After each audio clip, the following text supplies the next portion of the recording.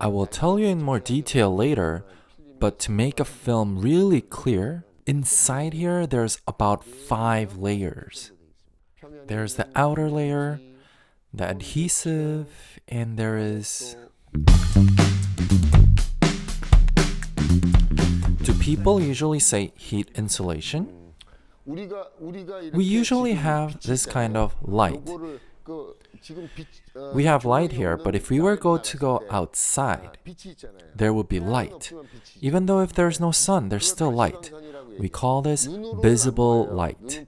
We might not see this with the naked eye, but in this light, there is what we call UV rays. And when there is sun, we have IR, infrared rays. So to be specific, we have these UV frequencies. We also have the visible rays in light that we humans can see with our eyes, and we finally have the infrared rays. We might not see this with the naked eye, but in this IR range, if you go to our homepage, you might be able to see the specific numbers. We say IR rejected rate. This is measured by special machines, and we can see the specific measurements for this. This machine is made to measure 1000 nanometers. The IR frequency is made from 780 to 2500. It's divided like that. But this machine can't check all the 1000, 100, 200, 300, not all of it.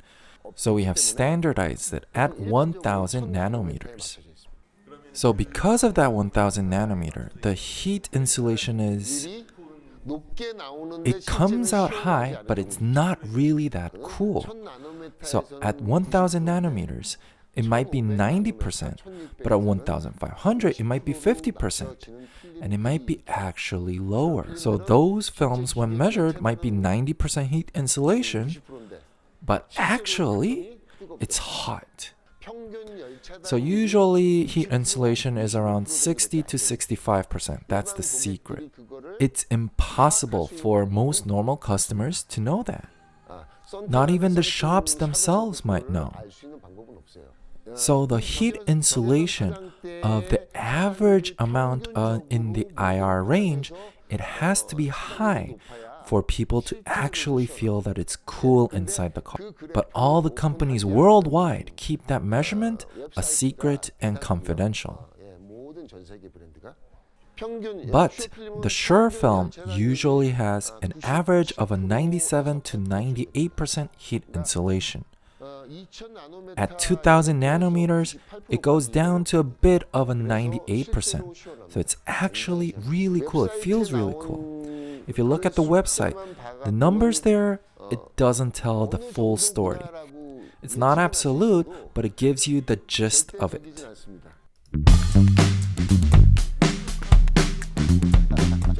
When we say non-metallic, this means a film that can create heat insulation without any metal at all. Ceramic, or IR, inorganic and organic.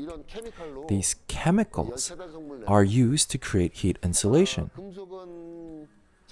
The reason why we don't use metals, because the car creates all these radio signals.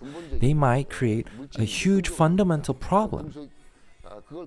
But these films that use ceramic, chemical, inorganic, organic, or these chemical substances are used to create heat insulation. So the car won't have any kind of trouble. Usually metal also causes a kind of reflection, especially when we are driving, especially when we look outside when we are driving. If you look at a sputtered film, they usually have 9 to 18% of a reflection.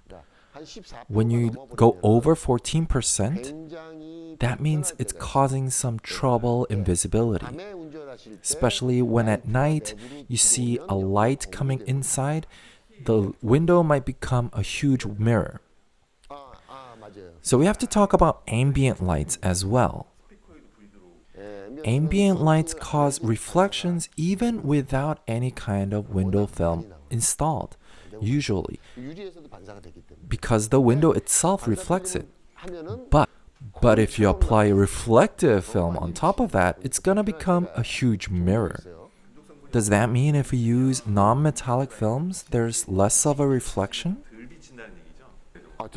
Yes, there's less reflections.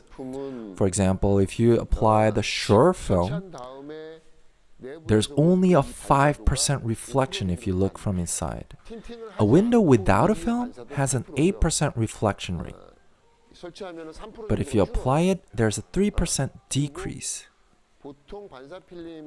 And usually reflective films are between 11 to 18%. There's a huge difference, especially when we see from the outside. But when you sit in the driver's seat and you see this a lot of sunlight coming in, to feel comfortable means that inside and outside reflection rate, that has to be low. When the light is coming in through all that filtered window, there's a lot of things that are scientific that are inside. The internal reflection rate, it might make you feel like you're outside. Instead of feeling comfortable, you feel like you're outside, doesn't feel safe. Then you might have to look into internal reflection rate. What is this film? Remember that. Maybe not change it, but when you're buying a new car, try to use a non-reflective film. But of course, people are different. So it might not be a problem to a lot of people. Then for those people, I recommend Glass Tinted's Sunset. It's a reflective film. So about visibility, in the daytime and the nighttime, is it very different depending on the person? That is a very subjective area. To say visibility is good, is bad, that is a very subjective thing. But as a company which sells window films and tints, no matter what person, no matter what kind of eyesight that person has, we have to make a product that anyone can see above average. One of the factors that affects visibility is the amount of visible rays that are reduced. Just because it's lighter does not mean it has a higher visibility rate. Visibility may be decided by the quality, the waves, the technical issues, but most importantly, it's about how much light passes through. If there's too much light that comes in, the iris, a person's aperture, those close down, and we tend to squint. An appropriate permeability makes it clearer. It has to be appropriate. To some people, that might be 20%. To others, 25%. It is different per each person. Does color affect visibility? Technology-wise, and actually, that is true. A person's eye is designed to see the range of 380 to 780 nanometers of light. But in the middle, 550 nanometers, the UV is blue. Visible is green, usually in the green area. IR is obviously red. So green is very easily seen. So usually at the 550 nanometer range. So usually most glass comes in a green kind of shade. The Sure X is usually made with a background of a very dark blue. If you look at this, it's a very dark blue. I wonder if the camera can catch the exact color. So you said that with the visibility, we can see it with the amount of light that comes in. But is there any kind of measurement that we can see to see visibility? Most experts and people have agreed that blue or green helps in visibility, and it makes us feel that we are seeing things very well.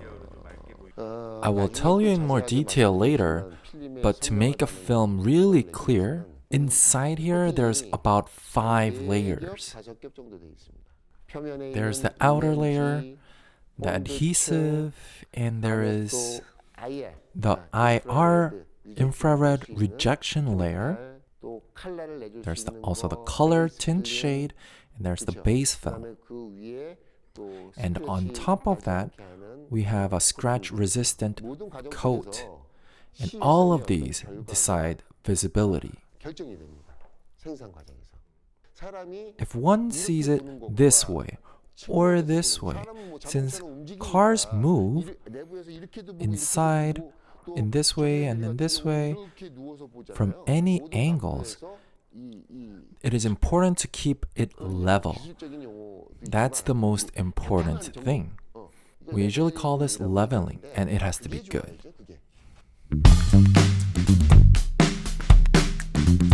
Is it possible to be unsatisfied when we pick a film with the specs? Most of the time, more than 80 out of 100 people,